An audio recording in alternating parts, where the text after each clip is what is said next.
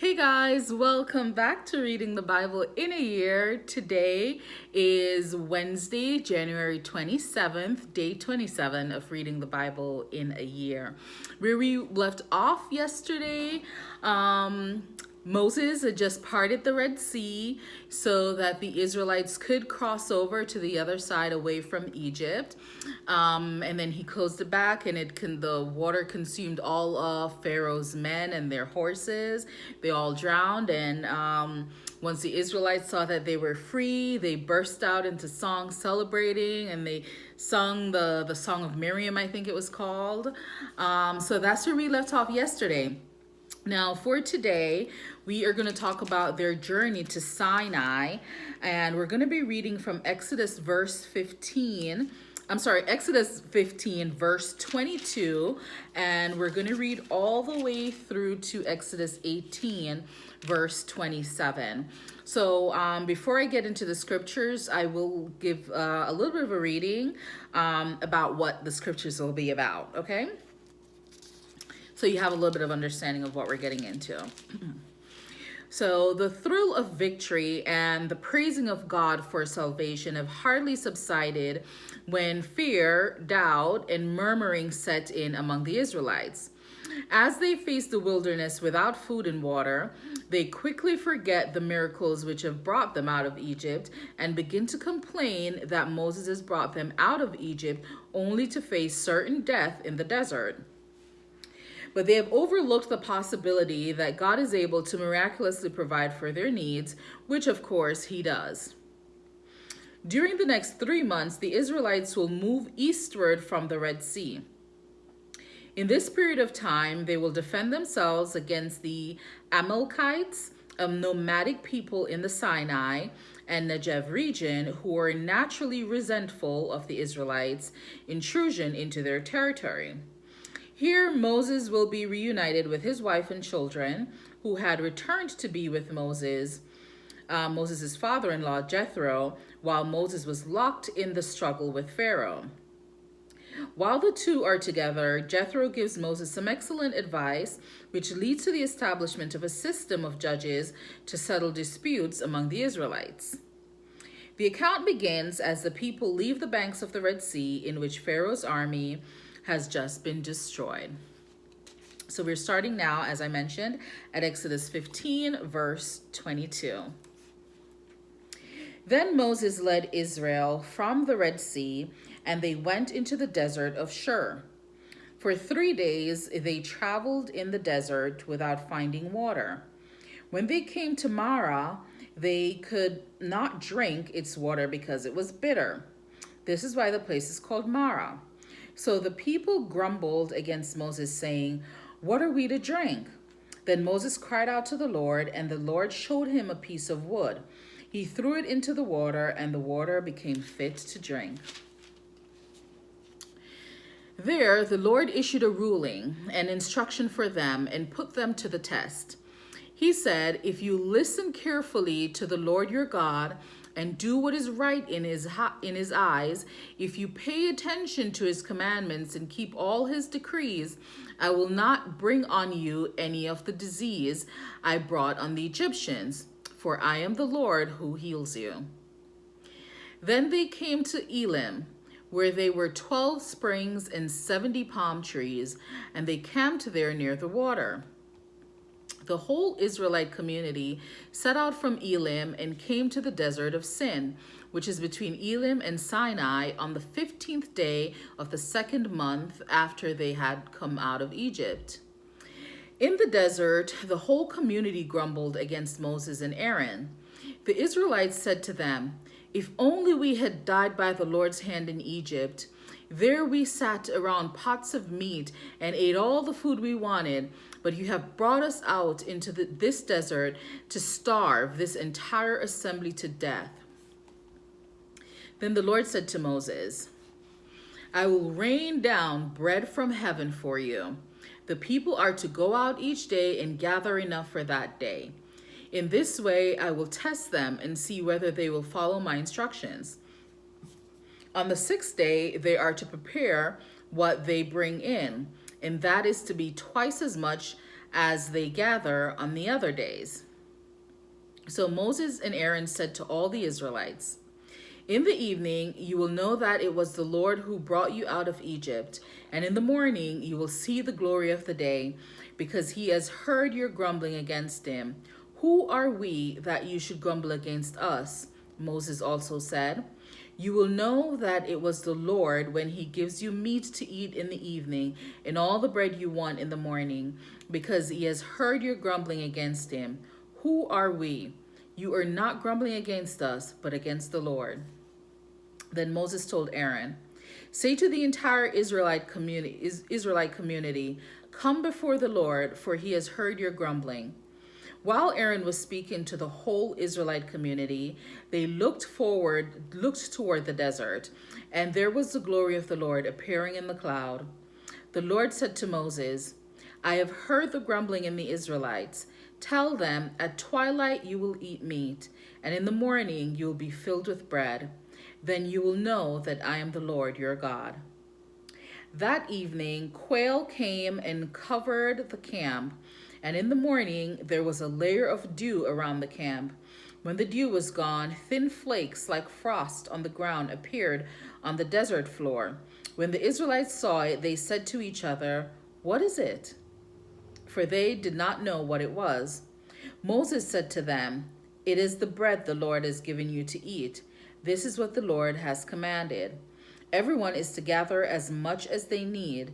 Take an omer for each person you have in your tent. The Israelites did as they were told. Some gathered much, some little. And when they measured it by the omer, the one who gathered much did not have too much, and the one who gathered little did not have too little. Everyone had gathered just as much as they needed. Then Moses said to them, no one is to keep any of it until morning. However, some of them paid no attention to Moses. They kept part of it until morning, but it was full of maggots and began to smell. So Moses was angry with them. Each morning, everyone gathered as much as they needed, and when the sun grew hot, it melted away. On the sixth day, they gathered twice as much, 2 omers for each person. And the leaders of the community came and reported this to Moses. He said to them, this is what the Lord commanded. Tomorrow is to be a day of Sabbath rest, a holy Sabbath to the Lord. So bake what you want to bake and boil what you want to boil. Save whatever is left and keep it until morning. So they saved it until morning as Moses commanded, and it did not stink or get maggots in it. Eat it today, Moses said, because today is a Sabbath to the Lord. You will not find any of it on the ground today. 6 days you are to gather it, but on the 7th day, the Sabbath, there will not be any. Nevertheless, some of the people went out on the 7th day to gather it, but they found none. Then the Lord said to Moses, how long will you refuse to keep my commands and my instructions? Bear in mind that the Lord has given you the Sabbath. That is why on the 6th day he gives you bread for 2 days. Everyone is to stay where they are on the 7th day. No one is to go out. So the people rested on the 7th day. The people of Israel called the bread manna.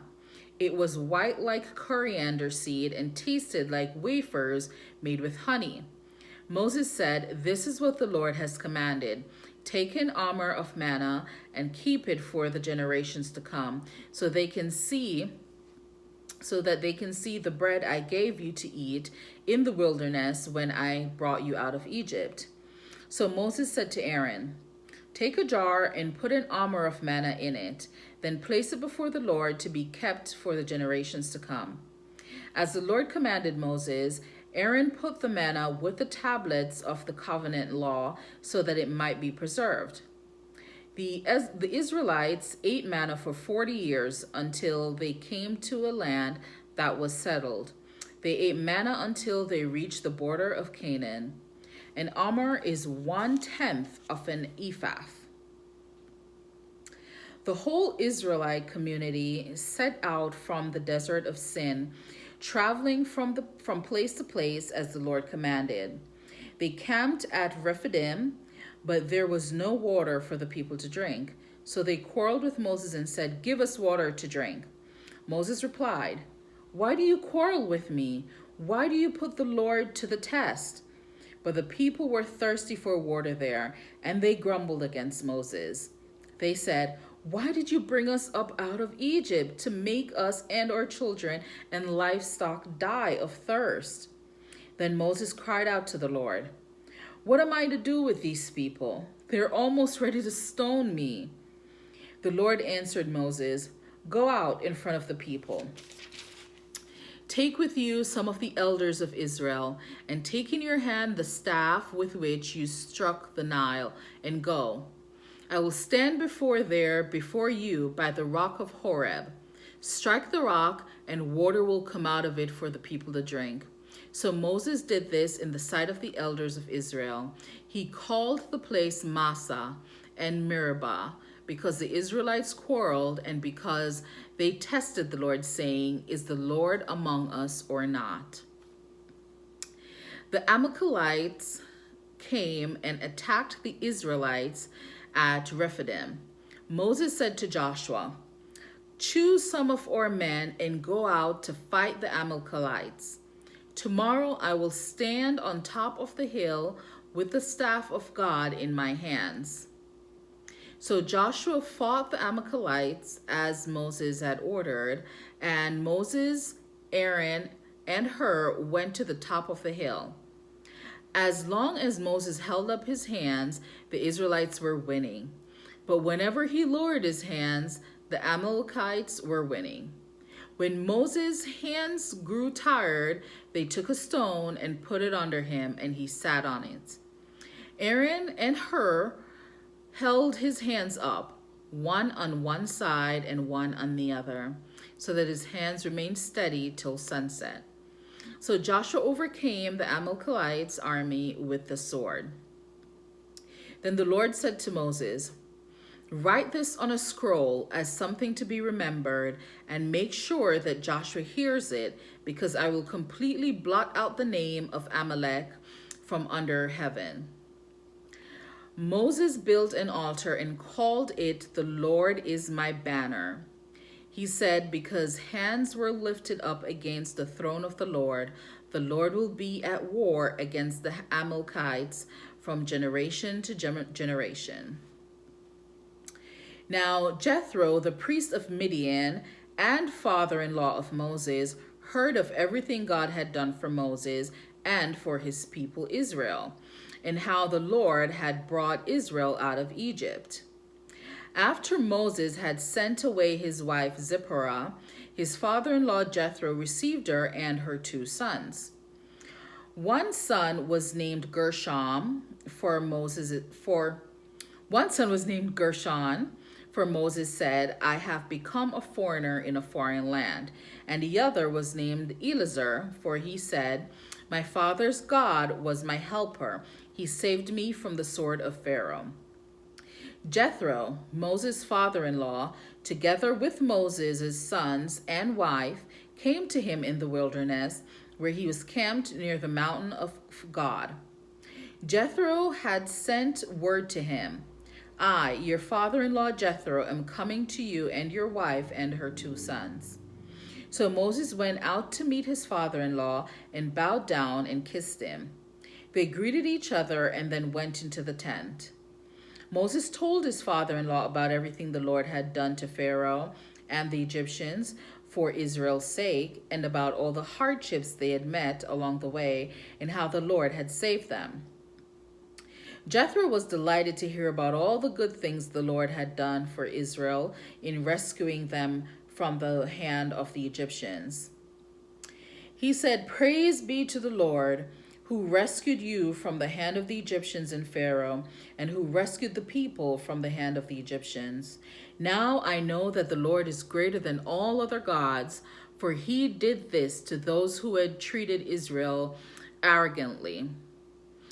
Then Jethro, Moses' father-in-law, brought a burnt offering and other sacrifices to God, and Aaron came with all the elders of Israel to eat a meal with Moses' father-in-law in the presence of God. The next day, Moses took his seat to serve as judge for the people, and they stood around him from morning till evening. When his father-in-law saw all that Moses was doing for the people, he said, "What is this you are doing for the people? Why do you alone sit as judge, while all these people stand around you from morning till evening?" Moses answered him, "Because the people come to me to seek God's will. Whenever they have a dispute, it is brought to me, and I decide between the parties and inform them of God's decrees and instructions." Moses' father-in-law replied, "What you are doing is not good. You and these people who come to you will only wear yourselves out. The work is too heavy for you. You cannot handle it alone. Listen now to me, and I will give you some advice, and may God be with you. You must be the people's representative before God and bring their disputes to him. Teach them his decrees and instructions, and show them the way they are to live and how they are to behave.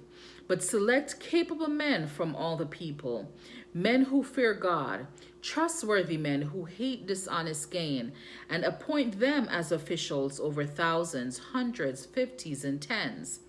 Have them serve as judges for the people at all times, but have them bring every difficult case to you. The simple cases they can decide themselves. That will make your load lighter, because they will share it with you. If you do this, and God so commands, you'll be able to stand the strain, and all these people will go home satisfied." Moses listened to his father-in-law and did everything he said. He chose capable men from all Israel and made them leaders of the people, officials over thousands, hundreds, fifties, and tens. They served as judges for the people at all times. The difficult cases they brought to Moses, but the simple ones they decided themselves. Then Moses sent his father-in-law on his way, and Jethro returned to his own country. Okay, so that ends our reading for today, January 27th. As you can see, Moses is now reunited with his wife and children, and got some really sage advice from his father-in-law, Jethro. So we are going to pick up tomorrow, January 28th, where we're going to talk about the Israelites' covenant with God. I'm looking forward to that. Once again, thank you so much for joining me today for reading the Bible, another day of reading the Bible in a year. Stay blessed, and I will see you tomorrow. Bye.